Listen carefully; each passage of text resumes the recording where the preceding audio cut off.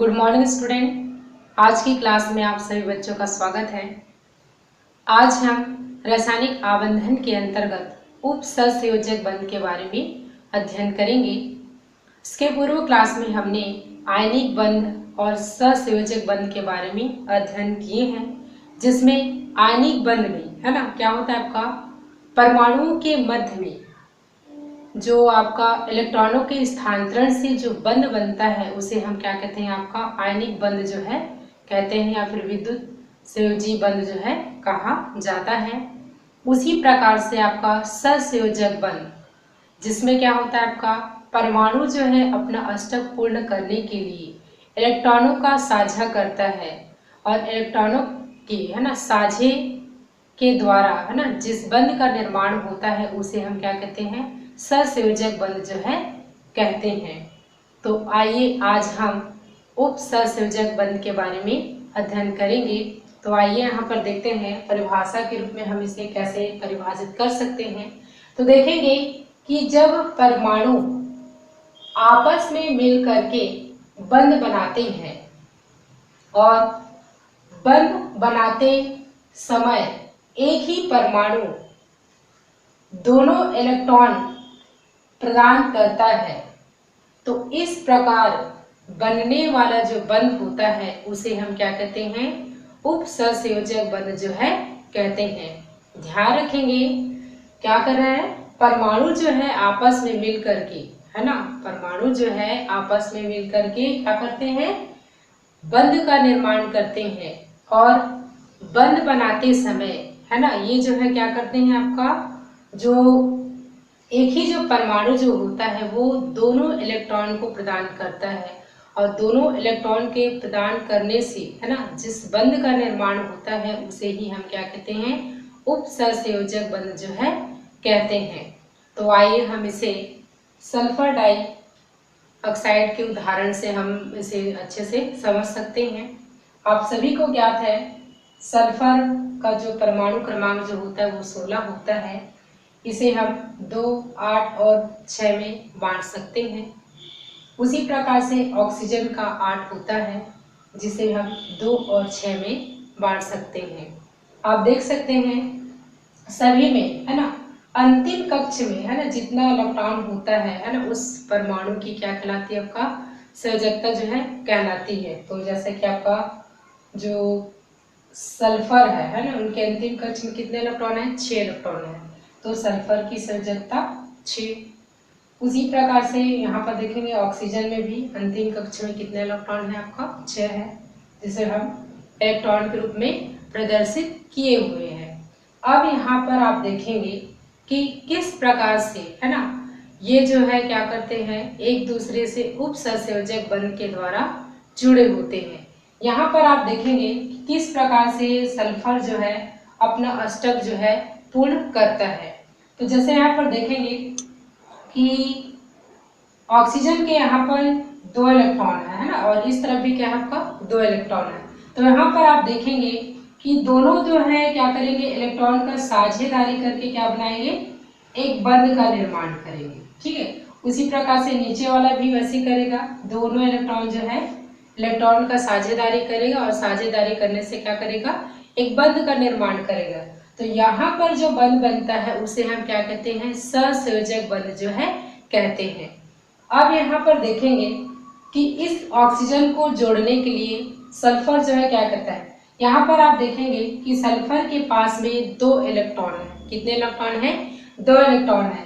तो एक इलेक्ट्रॉन को क्या कर देता है, ये ऑक्सीजन को दे देता है। किसको दे देता है, ऑक्सीजन को दे देता है और ये दोनों इलेक्ट्रॉन मिल करके क्या करते हैं, साझेदारी करते हैं और एक बंध का निर्माण करते हैं। तब इस बंध को क्या कहते हैं, आपका उप सहसंयोजक बंध जो है कहते हैं। इसे हम किसे दर्शाते हैं, ऐसे तीर के निशान से दर्शाते हैं। ध्यान रहे यहाँ पर क्या हो रहा है, सल्फर की तरफ है ना इस तरफ क्या है, आपका 2 इलेक्ट्रॉन होता है। तो सल्फर जो है अपने 2 इलेक्ट्रॉन में से एक इलेक्ट्रॉन किसको दे देता है, वो ऑक्सीजन को दे देता है और ऑक्सीजन को है ना दे करके ये दोनों क्या करते हैं, एक एक इलेक्ट्रॉन का क्या करता है, आपका साझेदारी करता है। तो इसे ही हम क्या कहते हैं, उपसहसंयोजक बंध जो है कहते हैं। तो इस प्रकार से क्या होता है आपका, सल्फर डाइऑक्साइड का जो है निर्माण जो है होता है। आइए उसी प्रकार हम सल्फर, है ना, सल्फर ट्राइऑक्साइड के बारे में देखेंगे। यहाँ देखेंगे कि यहाँ पर है ना सल्फर 1 है और ऑक्सीजन जो है कितना है, 3 है। तो इसमें किस प्रकार के मतलब साझेदारी होती है। तो यहाँ पर भी, यहाँ पर प्रारंभिक में आप देखेंगे ऑक्सीजन के पास 2 इलेक्ट्रॉन है और सल्फर के पास में भी क्या है आपका 2 इलेक्ट्रॉन है। ये 2 इलेक्ट्रॉन मिलकर के एक बंध बनाए और ये दोनों इलेक्ट्रॉन मिलकर के दूसरा बंध बनाए। तो इस प्रकार से क्या कर रहे हैं, ये इलेक्ट्रॉन के साझेदारी करके क्या कर रहे हैं, ये सहसंयोजक बंध का निर्माण जो है करते हैं।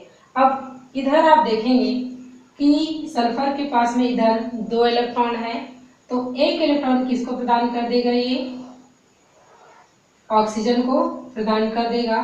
और ये दोनों मिल करके, है ना, क्या कर रहे हैं आपका, ये दोनों मिलकर के क्या करते थे, एक बंध का निर्माण करते हैं। और इसी बंध को ही हम क्या कहते हैं, आपका उपसहसंयोजक बंध जो है कहते हैं। अब उसी प्रकार से आप नीचे की ओर देखेंगे, है ना, नीचे की ओर ये आपका ऑक्सीजन है और सल्फर के पास में यहाँ पर देखेंगे कितने इलेक्ट्रॉन है, 2 इलेक्ट्रॉन है। कितने इलेक्ट्रॉन है, तो इसमें से 1 इलेक्ट्रॉन को क्या कर देगा, ये ऑक्सीजन को दे देता है। किसको दे देता है, आपका ऑक्सीजन को दे देता है। तो ये दोनों मिलकर के, है ना, क्या बनाते हैं, एक बंध का निर्माण करते हैं। तो यहाँ पर भी जो बंध बनता है उसे हम क्या कहते हैं, उपसहसंयोजक बंध जो है कहते हैं। और इसे हम तीर के निशान से क्या करते हैं, प्रदर्शित करते हैं। तो इस प्रकार से, है ना, क्या करता है, सल्फर स्वयं 1 इलेक्ट्रॉन ऑक्सीजन को दे करके और एक इलेक्ट्रॉन का क्या करता है, वो साझेदारी करता है। और साझेदारी करने से जिस बंध का निर्माण होता है उसे ही हम क्या कहते हैं, उपसहसंयोजक बंध जो है कहा जाता है। तो इस प्रकार से, है ना, परमाणु जो है आपस में, है ना, मिल करके क्या कर रहे हैं, एक बंध का निर्माण करते हैं। और यहाँ पर जो एक परमाणु जो होता है वो क्या करता है, अपने दोनों इलेक्ट्रॉन को प्रदान करता है और क्या करता है, आपका साझेदारी करके एक बंध का निर्माण करता है, जिसे ही हम क्या कहते हैं, उपसहसंयोजक बंध जो है कहते हैं। उपसहसंयोजक बंध को नाइट्रिक अम्ल के उदाहरण से समझते हैं। यहाँ पर आप देखेंगे हाइड्रोजन का परमाणु क्रमांक 1 यानी एक कक्ष में, ऑक्सीजन जो है 8 है और 2 और 6 में बढ़ता है। नाइट्रोजन का 7 है जो 2 और 5 में यानी कि कक्ष में बढ़ता है। तो आइए देखते हैं, ये सभी जो है ना, क्या करते हैं, आपका इलेक्ट्रॉनों का साझेदारी करके, है ना, क्या करते हैं, एक बंध का जो है निर्माण जो है करते हैं, जिसे उपसहसंयोजक बंध जो है कहते हैं। तो आइए जो है किस प्रकार से इलेक्ट्रॉनों का साझेदारी करते हैं। यहाँ पर देखेंगे हाइड्रोजन के पास में 1 इलेक्ट्रॉन है और ऑक्सीजन के पास में 6 इलेक्ट्रॉन है। तो हाइड्रोजन का 1 इलेक्ट्रॉन और ऑक्सीजन का 1 इलेक्ट्रॉन मिल करके एक बंध बनाए, यानी यहाँ पर जो बंध बनता है ना, उसको क्या कहते हैं, सहसंयोजक बंध जो है कहते हैं। उसी प्रकार से ऑक्सीजन का 1 इलेक्ट्रॉन और नाइट्रोजन का 1 इलेक्ट्रॉन मिल करके क्या करते हैं, एक बंध का निर्माण किए। तो यहाँ पर भी जो बंध बनता है वो क्या कहलाता है, आपका सहसंयोजक बंध जो है कहलाता है। यहाँ देखेंगे नाइट्रोजन के पास में, है ना, 2 इलेक्ट्रॉन है और इधर ऑक्सीजन के पास में, मतलब कि ऑक्सीजन का 2 इलेक्ट्रॉन। तो यहाँ पर देखेंगे ये दोनों इलेक्ट्रॉन मिलकर के एक बंध बनाए, ये दोनों इलेक्ट्रॉन मिलकर के दूसरा बंध। तो इस प्रकार से यहाँ पर क्या होगा, आपका 2 बंध का निर्माण हो रहा है। तो ये दोनों क्या कर रहे हैं, इलेक्ट्रॉन का साझेदारी कर रहे हैं। तो साझेदारी से, है ना, जो बंध का निर्माण होता है उसे क्या कहते हैं, सहसंयोजक बंध जो है कहते हैं। अब यहाँ पर देखेंगे कि ऑक्सीजन के पास में, है ना, यहाँ पर क्या है, आपका 2 इलेक्ट्रॉन है। क्या इलेक्ट्रॉन है, 2 इलेक्ट्रॉन है। तो इस ऑक्सीजन को जोड़ने के लिए, है ना, क्या करेगा, वो अपने में से 1 इलेक्ट्रॉन को क्या कर देता है, इस ऑक्सीजन को दे देता है। तो देने से, है ना, ये दोनों मिलकर के क्या बना दिए, एक बंध का निर्माण कर दिए।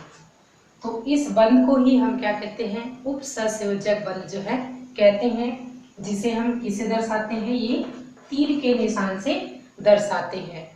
तो इस प्रकार से मतलब क्या हो रहा है, परमाणु जो है ना, स्वयं अपने इलेक्ट्रॉन को दूसरे परमाणुओं को दे करके एक बंध का निर्माण करता है, उसे ही हम क्या कहते हैं, उपसंयोजक बंध जो है कहते हैं।